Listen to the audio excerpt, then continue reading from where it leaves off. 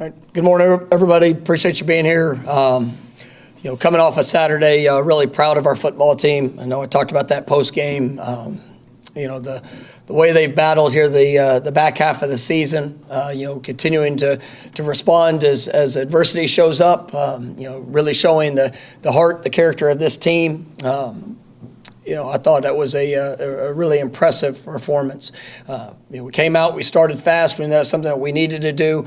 Boston College was a really good team. I mean, you look at defensively, it was third best ranked defense, scoring wise. I thought we came out, had a really good plan, executed at a high level.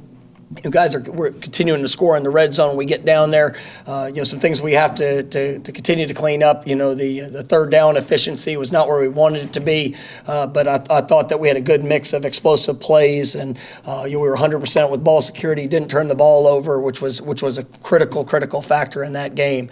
Defensively, I like the way that we're playing. Very aggressive. That was the team that had not given up much pressure, to their quarterback. And you saw in the game. I mean, he's a talented young man. Extends plays, was able to do some things, with his legs. But I thought our defensive front did an extraordinary job. Really pleased with the way their defensive backfield played. They did get a couple plays, on us, but all in all, I thought we were able to be very efficient with our defensive passing game. Special teams wise.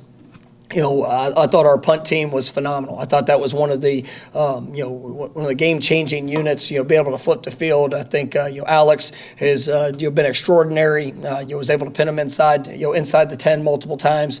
I like that part of what we've been able to do. Our kickoff and kickoff return unit have to continue to improve. I mean, that's something that has to be a strength for us. We've had some missed opportunities. We gave up the one big return. We got to make sure that we're just the detail and whether it's kick location, coverage lanes. Then we've had a couple missed opportunities to be able to get the ball down. And that's where we got to continue to grow and continue to work those fundamentals. But all in all, I thought our guys, they did battle. It went down to the last play. I was really pleased with how they were able to execute with some of the things that we work week in and week out with our time management, being able to finish the game the way that we did. But we got back home, and it has been all focused on this week.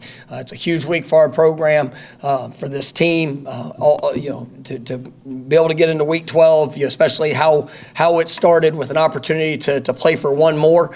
This rivalry is one of the great rivalries in all of college football, and for our football team, for these seniors, for everybody involved in the program.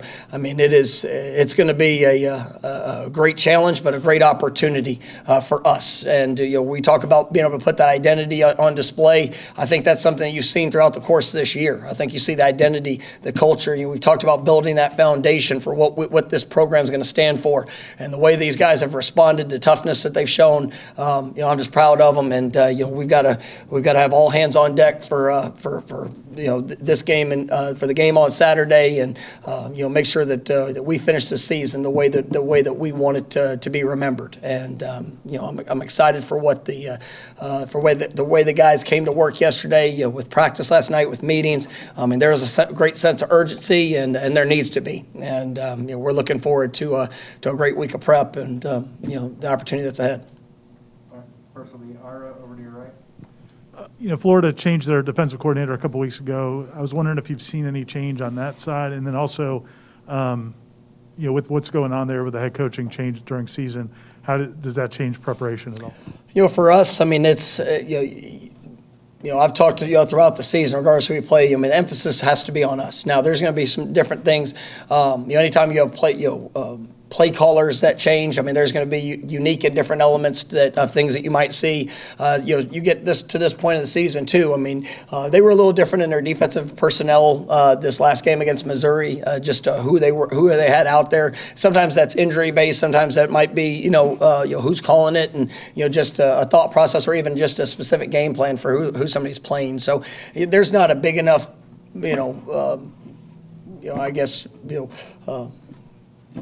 enough evidence to say, well, this is going to be a drastic change of what we're going to see or what we could see. I mean, we've got to focus on ourselves. There could be a variety of different looks that we see offensively, defensively. I mean, you come into this game and nothing's off the table. I mean, you got to come out there and you got to make sure that you're playing disciplined football, that you're able to go out there and you execute regardless of what you see. And we got to play our best game. So I mean, all of that, we don't have any control of it. We control ourselves and how we prepare and what we're willing to put into it. And that is the message to our team.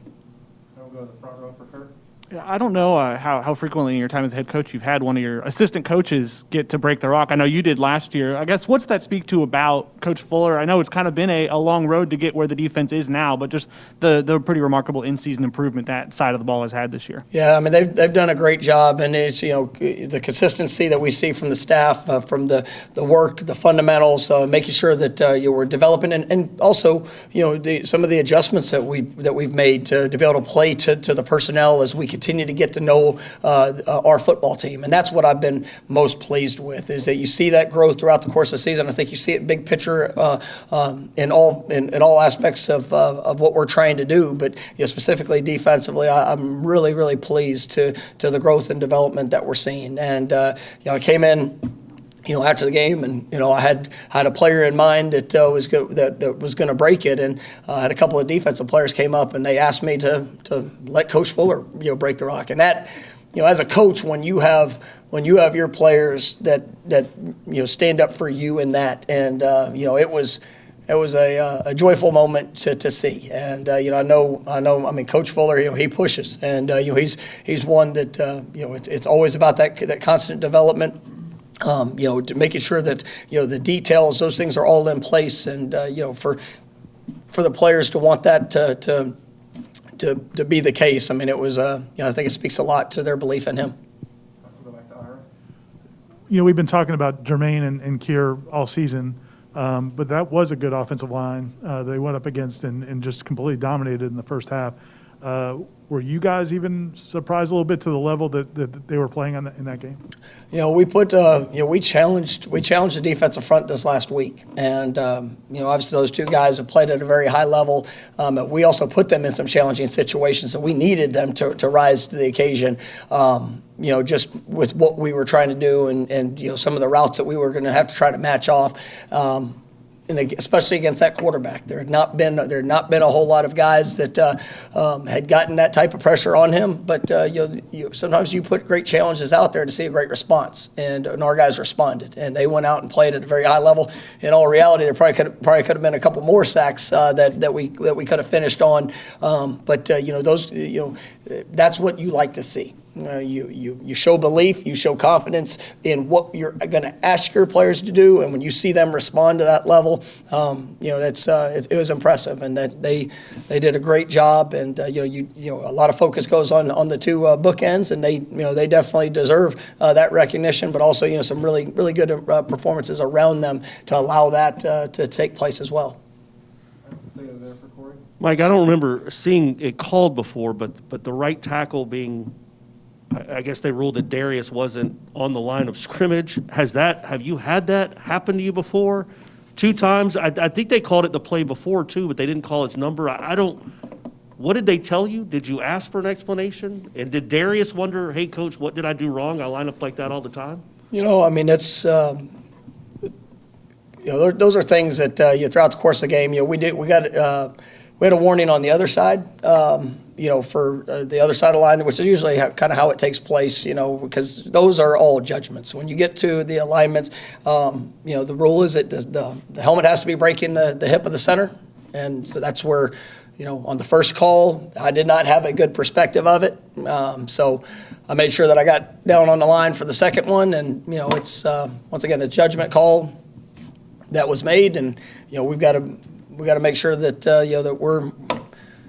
that we're in alignment, but those are, I'll let my feelings be hurt on it, and that's it was a critical play. I mean, that was a critical play, a 4th down conversion, but at the end of the day, we're going to continue to make sure that we are playing within the rules, and try not to leave any of those judgment calls in the hands of an official. Kenny talked last week about how just smarter Jordan is now about understanding the offense, what you guys are trying to accomplish. But it seems like maybe even the skill position guys are getting that well, like how they're setting up blocks and things like that.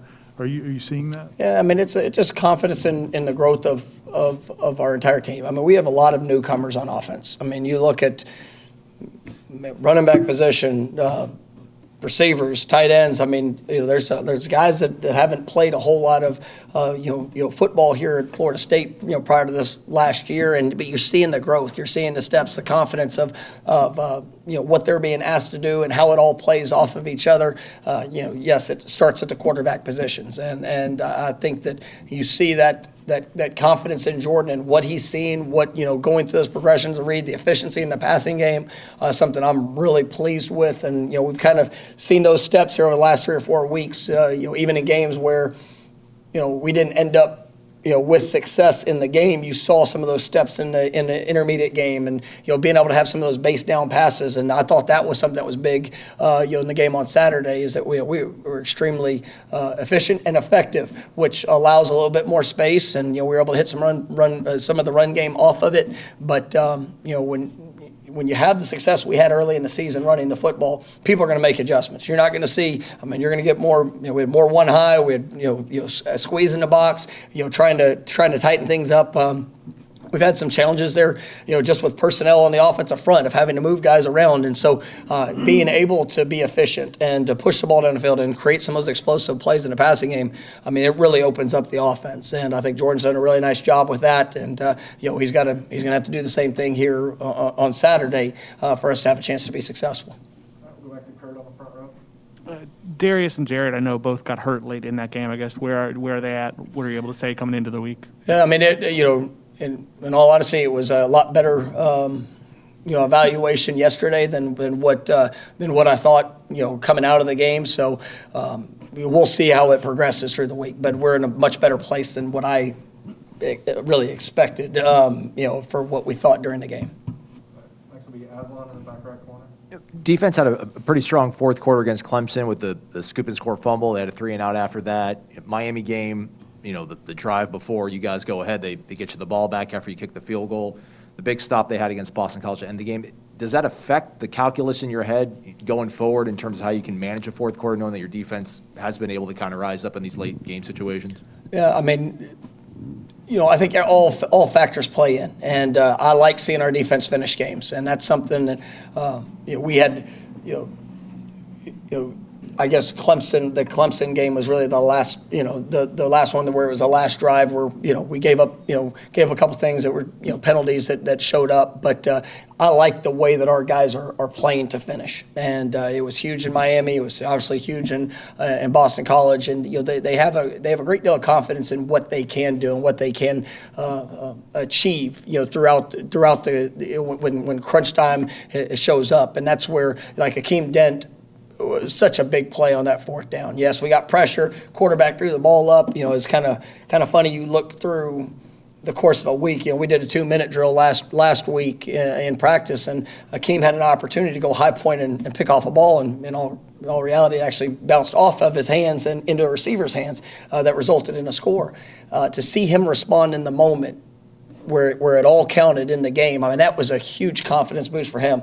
You're seeing those positive developments that are occurring, through the experience that they're having, whether it's on the field in a game or in practice. I mean, these guys, they're truly growing, and that's we're seeing that week in and week out, and we've got to continue to get better here this week. But I do have a lot of confidence in what they'll be able to do, throughout the course of the game, but especially there in crunch time.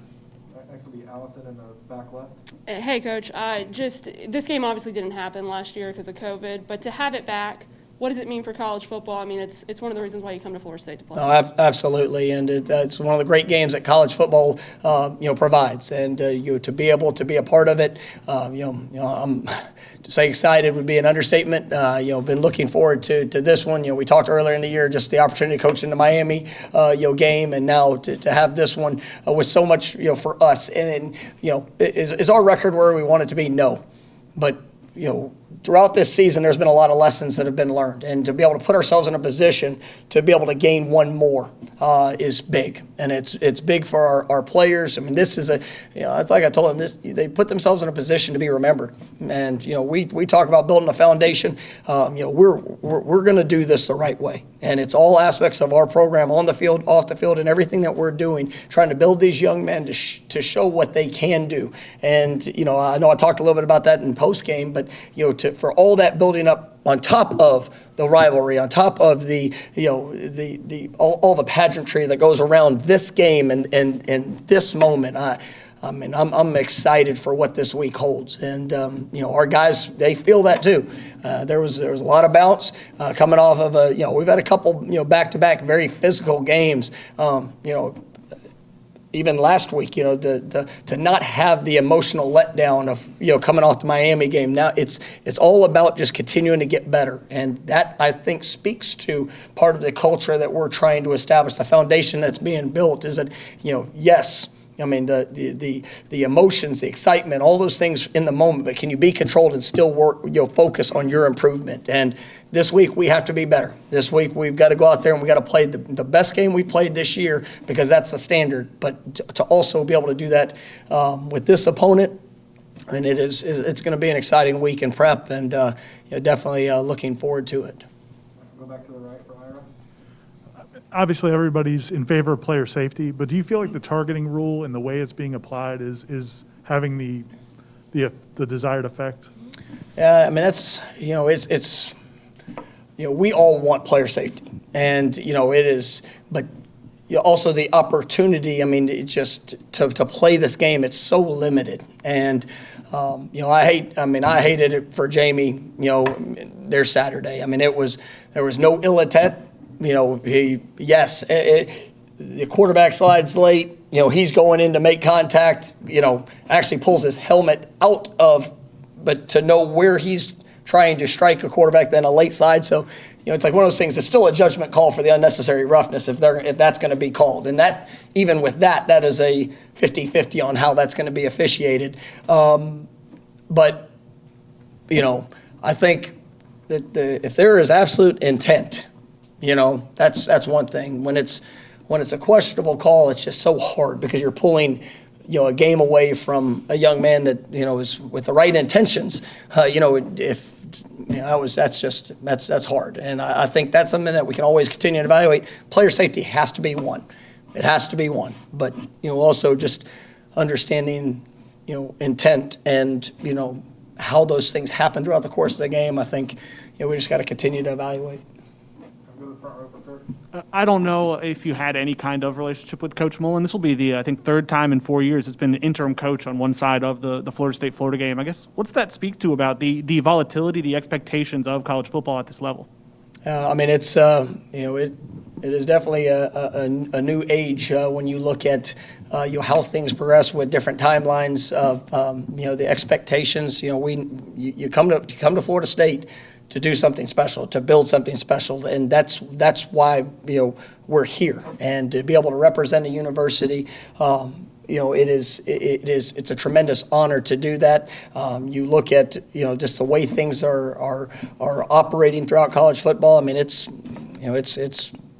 different, and I'm excited for the opportunity I have in front of me. I'm excited about the opportunity for this game, but you got to make every day count, and that's why when I came here, I talked about the way that this is going to be done, because we will achieve success, and when we get there, we got to make sure that it's built the right way, so that not only when you achieve it, that you can sustain it. And that's been a huge focus for us through the process, and that's what I've really been pleased with our team and our growth, because at the end of the day, every day matters. It is the development, the growth, all the things that these kids are doing, building that identity. It's really been a joy to see them as they've grown throughout this year. But you got to maximize every day that you have, and I can't really comment on any other program or any other situation, but that's why it's so important. All the things that we're doing, on the field, off the field, recruiting, all aspects, making sure we get the right fit for Florida State to help get us back to where we're trying to go. All right, we'll stay over there for Corey. Yeah, Mike, when it comes back to the targeting, I don't know anybody that's for the ejection. I don't know that coaches are for it. Fans certainly aren't. Media isn't. So why is it still a thing now? It seems like 10 years later that it's an automatic ejection when it's not at the NFL level. Yeah, I would say, if there is malicious intent, then I would be for it. I think you got to protect these players, and but I do believe that there are levels. Like we're still. Our job is to teach these kids how to play the game. And, I think when you look at the way that the guys tackle, there's been so many improvements around college football to help, promote that.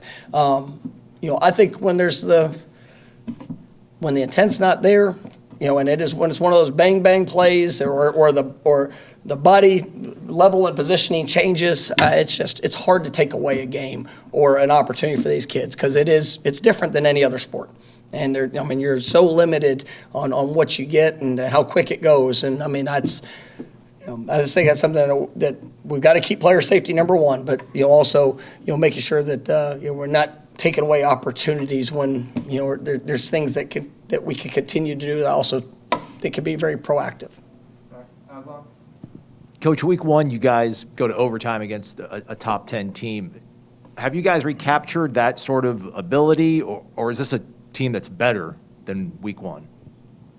No, I think we've improved throughout the course of the season, and each game is in its own right. Where you have to be in that moment, and every matchup's different. Everything that we're doing and growing and working to do, it has to improve, and it has. And I think we're a much better team than we were at the beginning part of the season. Mentally, physically, how we handle situations is much improved, and we're growing up. We're still a young team. You have some inexperienced players, in some areas. We've had a lot of shuffling that we've had to do throughout the lineup. But you see guys that are growing in confidence through each of those experiences. So I definitely think we have improved. All right, we're going to go two more. Ira?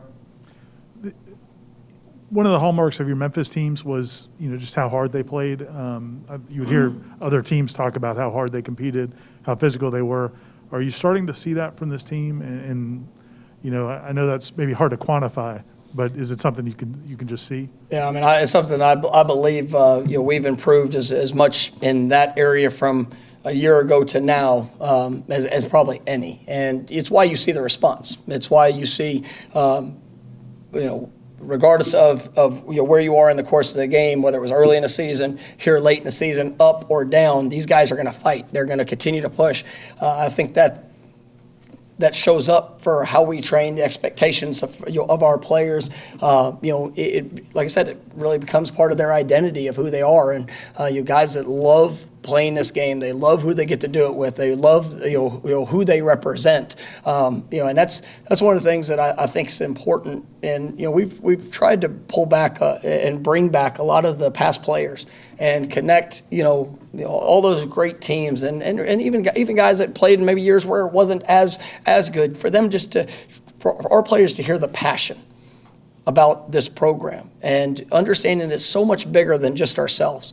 We get to represent something special. And, once a Knoll, always a Knoll. And our guys, 10, 15, 20 years from now, they are going to have these moments that they're going to be able to reflect back with their friends, with their teammates, and they're going to be able to talk about the experience. And when you talk and you hear from the former players, the identity, the things that held it all together were number one, it was work. These guys worked hard. They pushed hard. It was challenging every single day. The toughest competition happened out there on that practice field, but that's how they grew together. And that's where they built confidence together and what they could overcome and what they could accomplish together. And secondly was the relationship. And, they cared about each other. And when you have that, that's what makes being a part of a team special. And, so being able to kind of connect that for, our current players with the past players, we want that to be a part of the identity. It doesn't matter where you are in the course of the game. The standard is going to be the standard and how we play and how we operate and how we respond, whether we're up or whether we're down. And, we're not a finished product. I mean, we have a lot of work we have to continue to do in those areas, but you're starting to see those things show up in a positive manner, which I think is, like I mentioned after the game, it's helping change even the mindset and the lives of these guys as they move forward. All right, last one, Corey. Yeah, Mike, did you guys send a letter of apology to that BC punt returner for that vicious personal foul you guys had on that play? You want to get me on the penalties, don't you? No, in all honesty, do you recourse? I'm not trying to be the referee guy, but do you have any recourse when it comes to plays you don't agree with? Do you send film in to the ACC? Have you heard back from them, number one? And then my second question, which is a more important question, a lot of coaches treat games like this and say it doesn't matter. It's a faceless opponent. We're concentrating on ourselves. You seem to lean in and embrace these rivalry games. I guess maybe just talk about that and why that means so much to you. But if you could address what you do for the bad or the questionable calls first. Corey Clark, make sure that's he said no. No, I mean we send them in, and there were, like I said after the game, you can see my reaction in the game, and when I watched film, I had some similar reactions. So, there are a lot of judgment calls that get brought up throughout the game. And we sent in a number of clips, have not heard back. But then you also look, we talk to our players and talk about it as a staff. I mean, we get a crew. I mean, in 2 years, we've had 6 games that we've had over 10 penalties.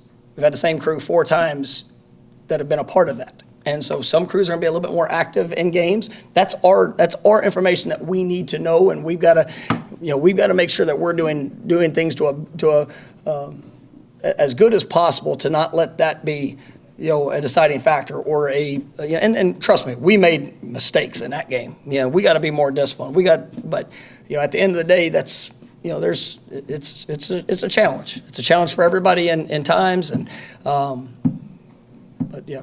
We definitely sent some in. So to the second question, I love the rivalries. I mean, it's what I've been looking forward to. And I get up for every game, every day, every practice. I want that to be, I want that to, truly speak to who we are. Just because it doesn't matter who you play. The performance. It doesn't matter who you play. It's whether you prepare to be your best in that moment. But the very first day of fall camp, I talk about 2 teams. Right? I talk about Miami, and I talk about this one. And everybody wants to win this game because it will be a game that is remembered for the rest of your life. Regardless of who the coach is, regardless of what it does not make it. What was the outcome? And everything that you do throughout the course of the season is going to prepare you for the moment. And you've either done the job, you've learned from the experiences, and you can go apply it for 60 minutes during that game, or you don't. And you have to live with the results. And so do I want our guys to be at an all-time high come Saturday? Absolutely. Because I know what this game means. And if you don't get up for this one, then go somewhere else. Go do something else, because it is not for you. Right? But you watch the history, you watch tradition, you know what it means to the university, you know what it means to the fan base. Man, this is why you play. This is why you coach, and it's to get guys for this moment. But everything we've done up to this point has prepared us.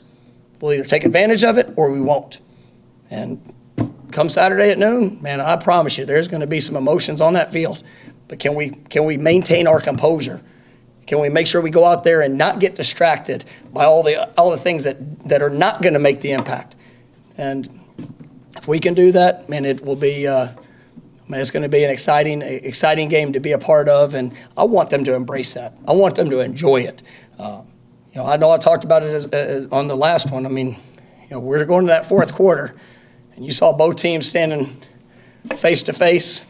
That was something, and it's what makes college football, because of the passion, because of the opportunities that we have. But we want to make sure we do it the right way. And I really like the development I've seen from this football team and the growth that we've had. We get opportunity number 12 in Gainesville come Saturday, and I just want them to be their best because they will remember this one, I promise. Thank you, guys.